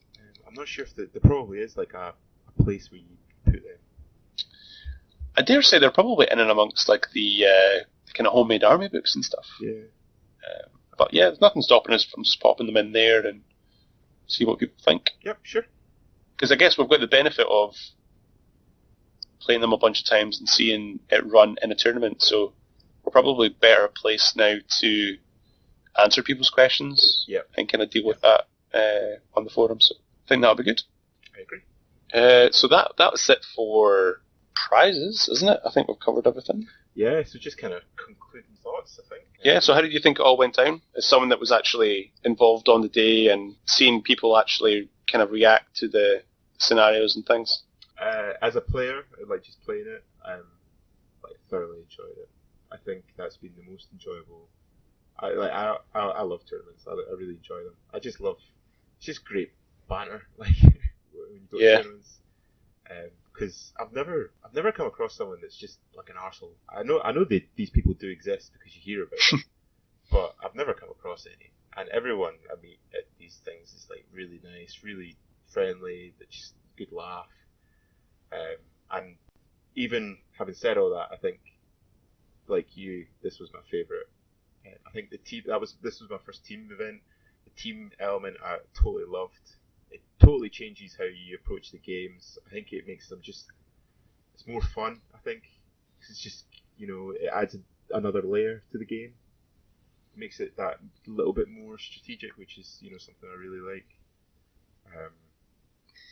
Everyone was just great. The banner was good. The atmosphere was good. It visually looked awesome. Like, you could just tell, like, when you were looking around, like, all the games looked incredible. Everyone enjoyed themselves. Food was good. Venue was great. Steve was awesome. Dinner was great after it. Beer was better. I just 10 out of 10. Like, I was actually a little bit sad that it wasn't a 2-day. Just to give you a little spoiler of my internal thinking. Because when I woke up on the Sunday, it was just like you just wanted more. And I think if you come away from an event like that, that's a really good sign. Yeah, I think that the more we talk about it, I think in part because there was so much work that had to go into it, it being a 1 day maybe feels a little bit like we're almost not giving it its due. Yeah. But we'll wait for the feedback. We'll see what people think, because we don't want to ruin a good thing either. So exactly, yeah. But I think a big part of this year as well was to test the water a bit. Yeah, definitely. We'd had Strife was our first singles event that you and Ed organised, and that was a bit of a risk as well. But that ended up being really good. Everyone really enjoyed themselves. So absolutely, Strife's happening again. But this was a team event. It was going to be custom scenarios. We didn't know if it was going to work. It was 3-man teams. Was that all right? So this was probably a bit riskier than Strife. But general feedback on the day, I think everyone thoroughly enjoyed themselves and definitely be looking to do it again next year. Actually, it is happening again. It is official. Strife 18. Not Strife. Strife 18 is happening. Siege 18 is happening. Yeah.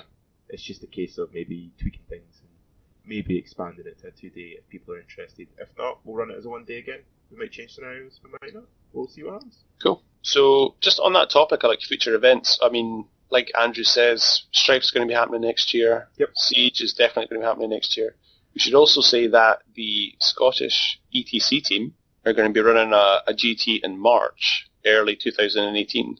Yep. At the same venue. At Common and that has already been launched. It's been announced. There's a thread on the tournament forum of the Ninth Age website. So if people actually want to come up to our club, check it out and kind of see what we're raving about and kind of experience the community and stuff, then that's going to be like a prime opportunity to do so. That's Felix, who is the Scottish ETC coach, or captain, rather, for 2019. That's right, right? 2018. 2018, yes, because this is 2017. That's right, Paul. Correct. Numbers. That's my thing. I fuck up numbers. What are you doing? Yeah. I'm still tired from the event, man. Like, I'm still recovering.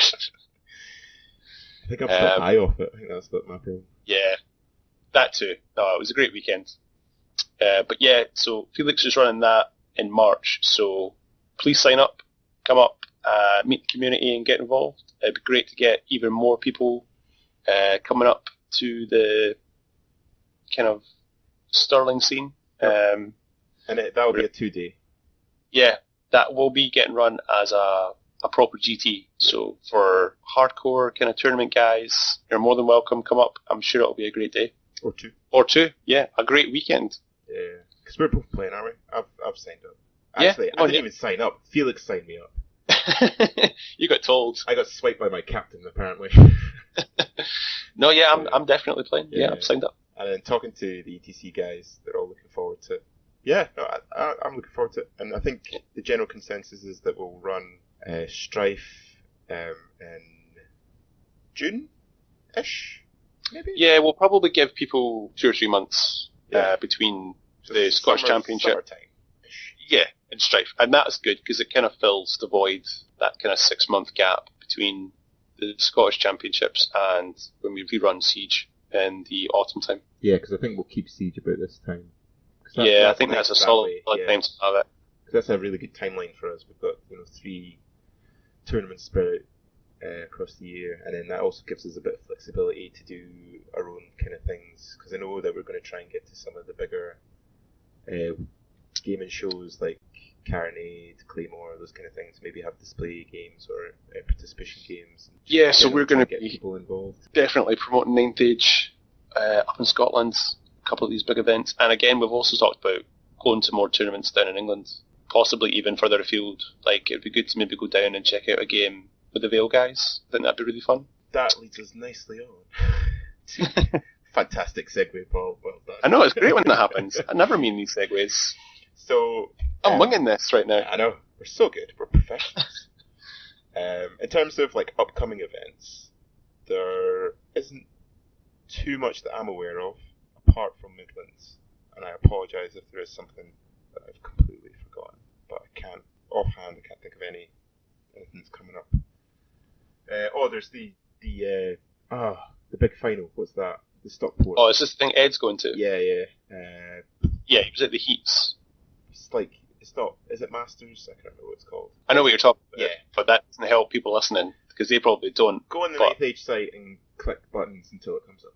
That's what we're talking about. Yeah.